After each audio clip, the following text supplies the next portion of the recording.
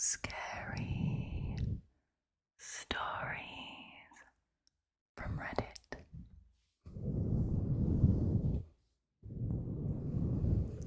I have been waiting to do one of these again. As you know, or maybe you don't know, but I had a lot of trouble with my microphone, and finally I've got a new one.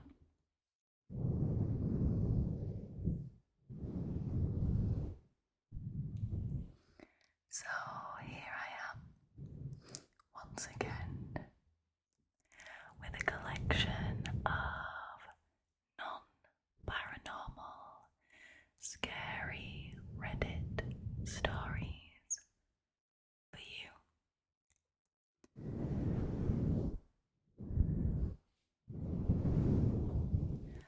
I hope you are well. I hope you are comfortable. I hope you are ready to get some sleep. And I hope you are ready to get spooked tonight.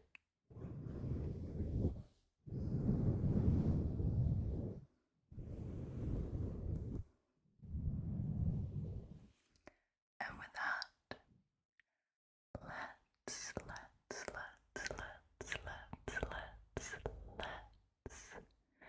jump straight into the first story, shall we? Alright. The first story was originally posted by a user called Thorify. Their story is called Weird Doordasher. Time for the next story. The next story was originally posted by a user called Chaos Pixie 2020. This story is called Babysitting Nightmare. So when I was about 15, 17, I babysat a lot for the sweetest little girl. She was always very well behaved. She wasn't picky. She slept well. She would play quietly and nicely. Basically, a babysitter's dream. This was all up until she turned 5. She started to act really weird. She would act out, hit, bite, throw her food. She basically became a totally different child. One night, I was called by her mum to babysit overnight. Despite the challenges the girl seemed to be going through right now, I of course said yes, as I had been babysitting for this little girl for 3 years by now. I figured she was, of course, just going through a phase. Now the night started out okay. She was like her normal self. Around 8 that night, she said she was sleepy and went to her room. A little later, I had to go to the bathroom. On my way there, I heard her crying and talking to someone. I peeked in her room and there was no one there. But I don't want to hurt her. She's really nice and she takes care of me. I honestly wanted to run. I had no idea who or what she was talking to. Instead, I asked her,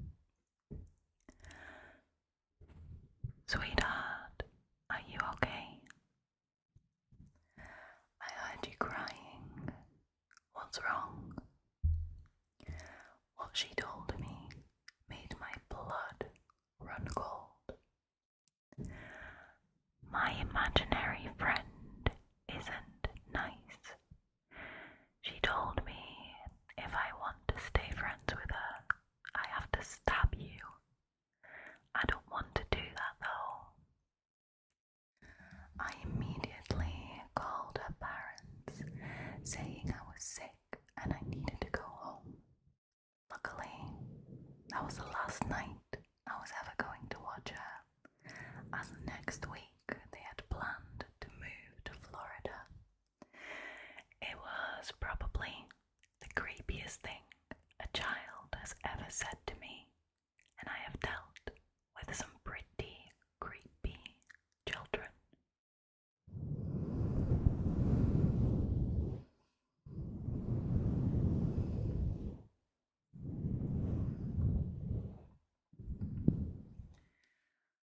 Children can be super creepy.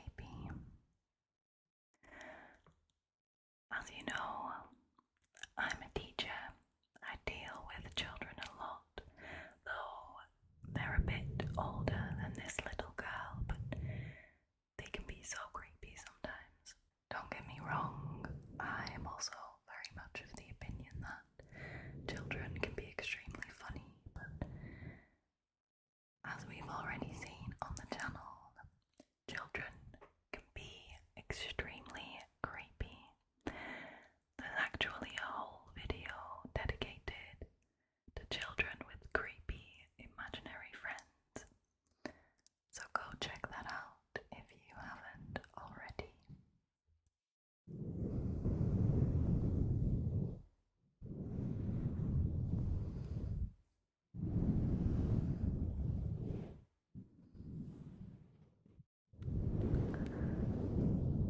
Moving on to the third story of this evening. Now, this story was originally posted by a user called Kaylee Nurse, and her story is called I Think She Wanted My Baby. Okay, so I just had my baby in April of this year, and he is my first. She also put, he is my world, with a little heart between brackets, which is really cute. In February, I was around 7 months and finally starting to show. I was a late shower, so the 7th month mark was finally the point where you could say with certainty that I was pregnant if you saw me in passing. I live in Arizona as well, so it doesn't get too cold here, and I was wearing a tight sweater that showed off my bump. I was, of course, super proud of it.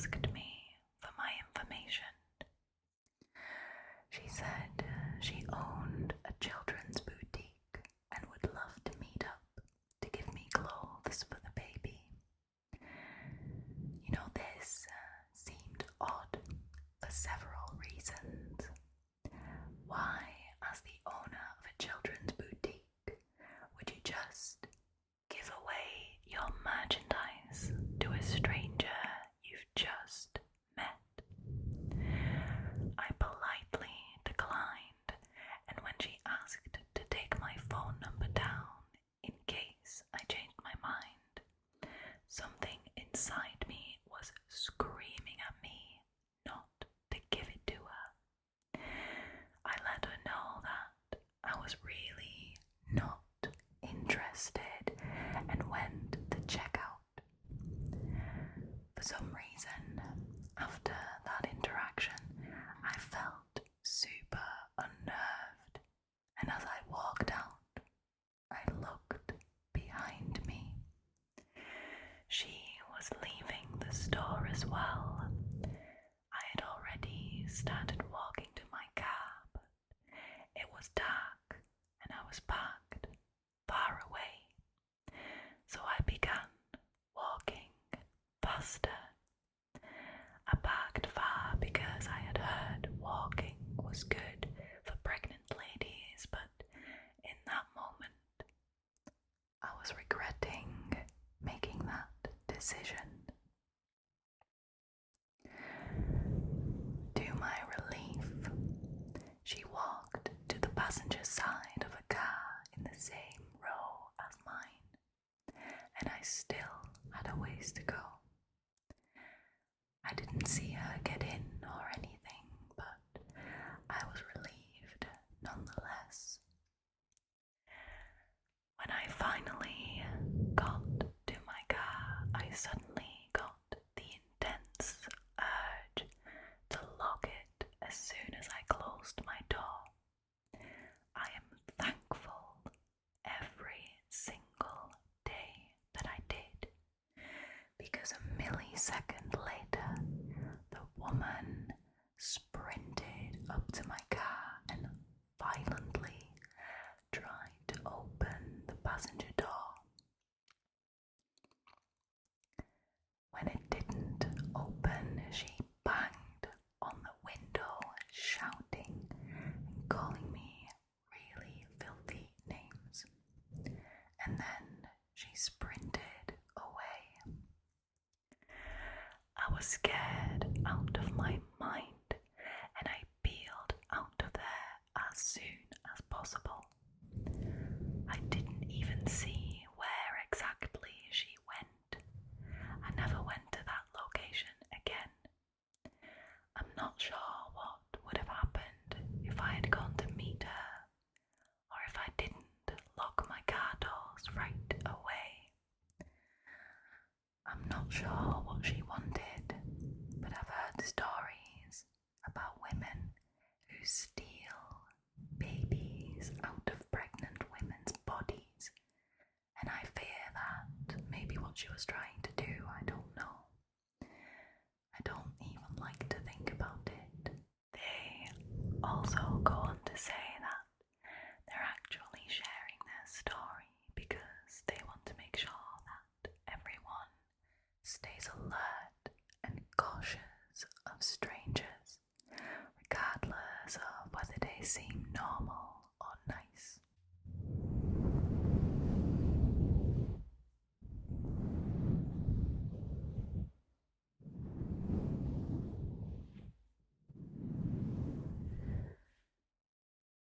Some people are insane. I think that there is no way around that. There is people out there with messed up minds, and if you even so much as think about stealing a child, never mind stealing it from a woman's body, that is messed up on a whole nother level.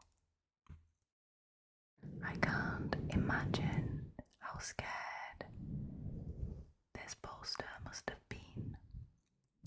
How terrifying it must have been to have this woman banging on the windows of your car, knowing that you usually don't lock the car doors just as you get in.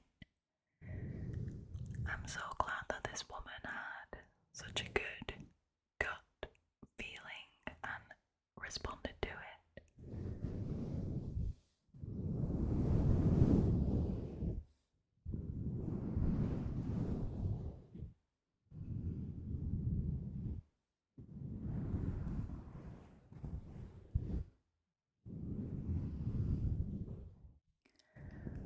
The last story of this evening is quite a long one, and also quite a wild one,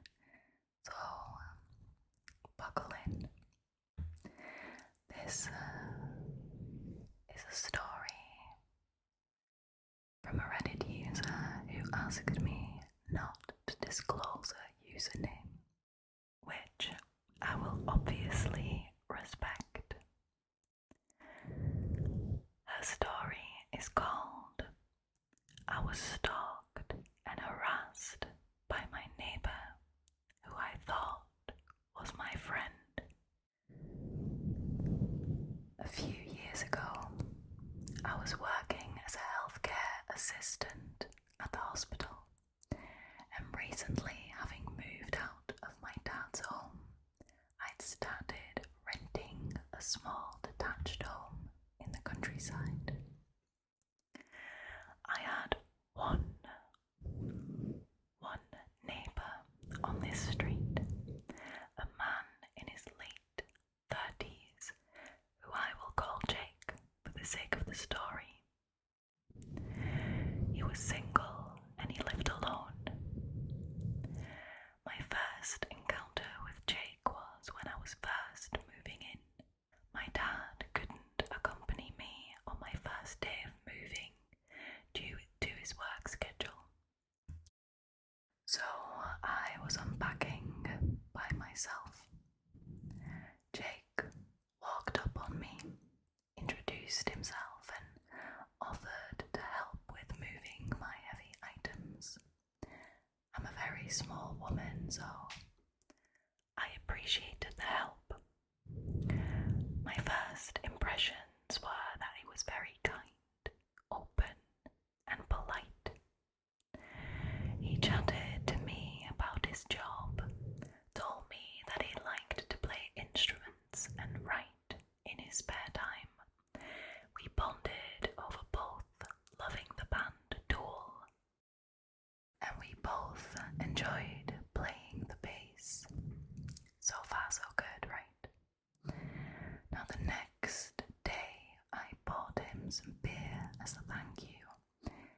He wasn't in, however, so I left it by his front door and included a thank you note for all the previous help the day prior.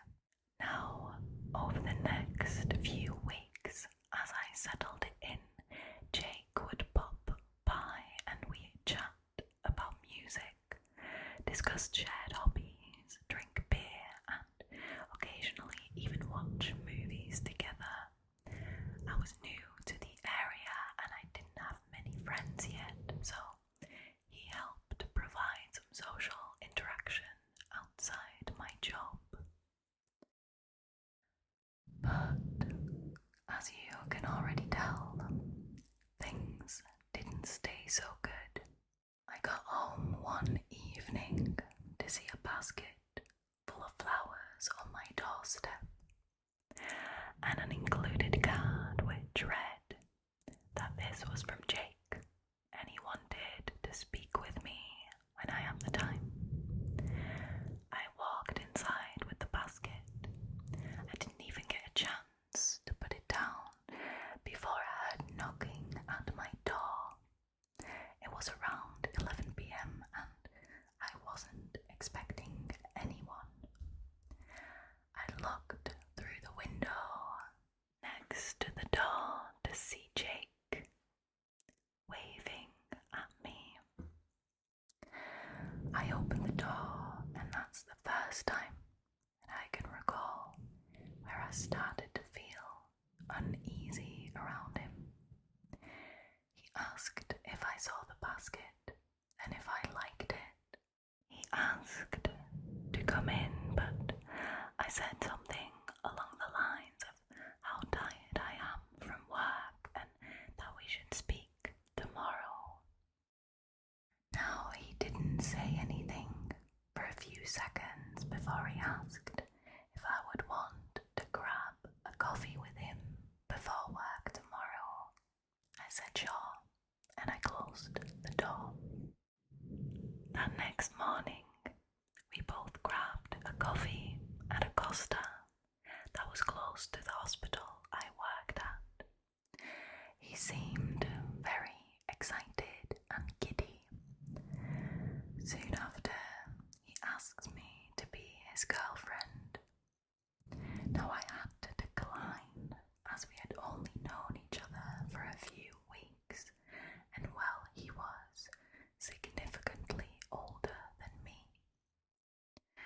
suddenly dropped his cheery demeanour as if he had become someone else entirely in the matter of seconds.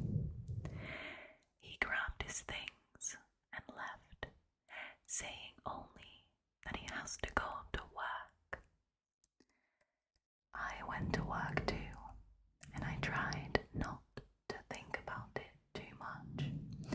I had to work overtime that night, and I started heading home at around midnight. When I pulled up to my home, I saw Jake sitting on my doorstep. I really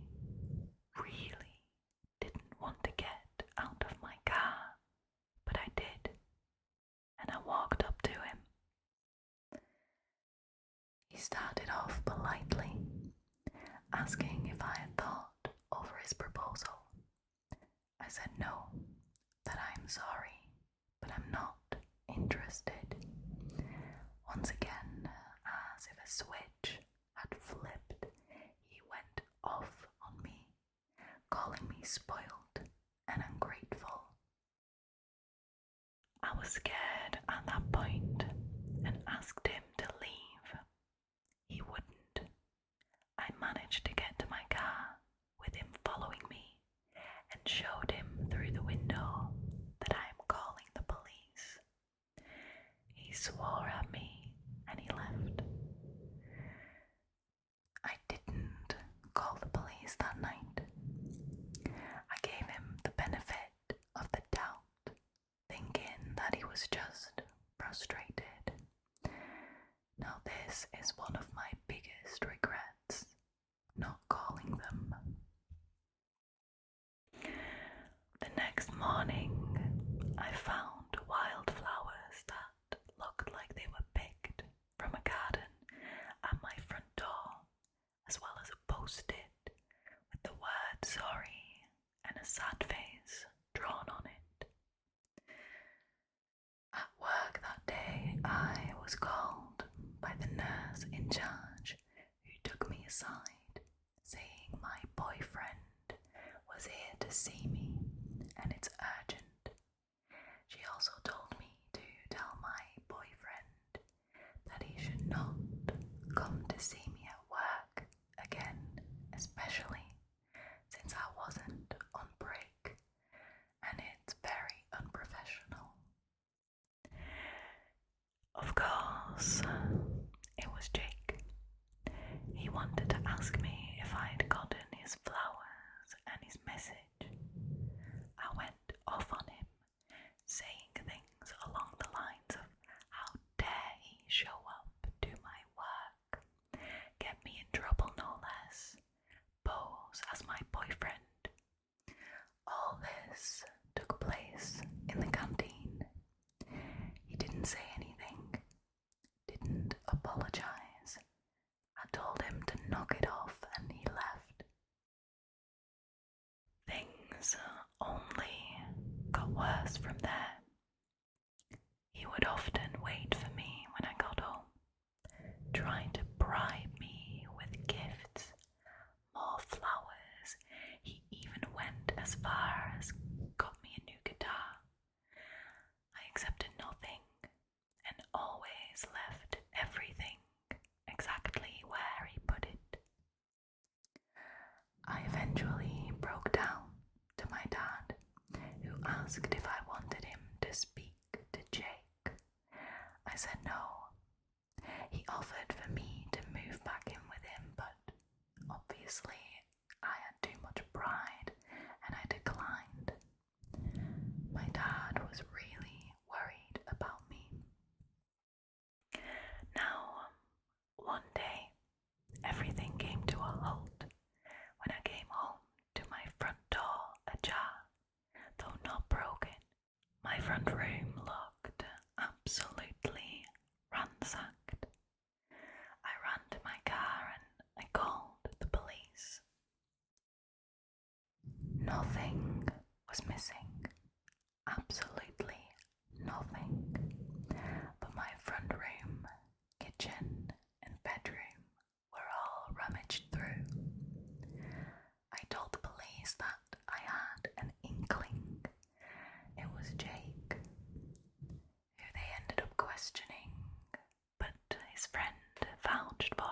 friends said they were together that evening, so it couldn't have been Jake. I still don't believe that. I tried to tell the police everything that has been happening with Jake and how I was starting to feel very unsafe. However, I had no proof but the notes he had left me, which weren't threatening at all, so since there were no threats to my life or my well-being, they literally could not do anything. My dad helped me clean everything up, and I had my locks changed. Jake actually left me alone for a little while after that. I started looking for new places to live around that time.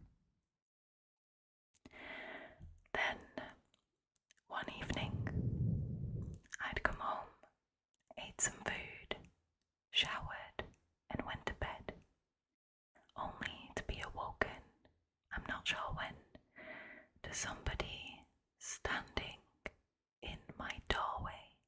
I didn't move. I remember originally thinking I was having a sleep paralysis episode, but after moving my fingers, I realized that I was fully awake, with a dark figure clearly standing in my doorway. My phone was under my pillow, so I rolled over to my side, pretending to still be asleep, and I just waited with my hand under my pillow on my phone. There was no way I could call the police without alerting the person in my doorway. Eventually, I could hear footsteps fade, and I called the police, only telling them my address and that someone just broke into my home, and I think that they're still there. I got out of bed, grabbed the keys on my nightstand, and got out of the house by going out of the window and bolting it to my car. I had a tank top on and shorts. I didn't even have shoes, which made driving horrible. I saw him when I was pulling out, standing in the kitchen, through the window. It was Jake. I had a small essential oil diffuser next to the window that shined enough light to be able to tell who the figure was. I drove as I spoke to the police. I remember just completely detaching from reality. At least that's what it felt like. I drove to my dad's house. After looking over my house, the police drove to my dad's home, where I was. I told them everything about Jake, about how he's been following me, coming to my work, waiting for me when I got home, and now I was 100% sure he broke into my home, and he was planning to do God knows what. I was told that they found my front door locked when they got there, and they went to knock on Jake's door. He answered and looked as if he had just woken up. They asked him some questions and left him alone. It is so unimaginably hard to prove that you're being stalked in the UK.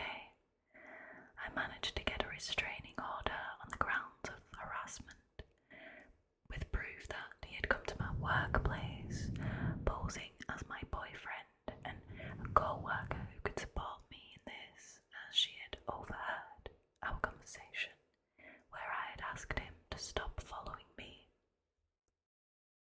I had also saved some texts he sent me, where I asked how he got my number and told him to stop contacting me, but he went on to send some vaguely threatening messages along the lines of, "I'll be waiting when you come home today," this incident, as well as the fact that I had been mentioned, as well as the fact that I had mentioned Jake to the police when my house was broken into, managed to get me a restraining order. I went back to that house once with my dad and his friend to gather all my things. I did not see Jake that time, or ever again for that matter. I had to transfer workplaces back to my original workplace as I moved back in with my dad. I'm now moved away and I live alone again, trying to put the past behind me, but this type of thing definitely messed with me a little.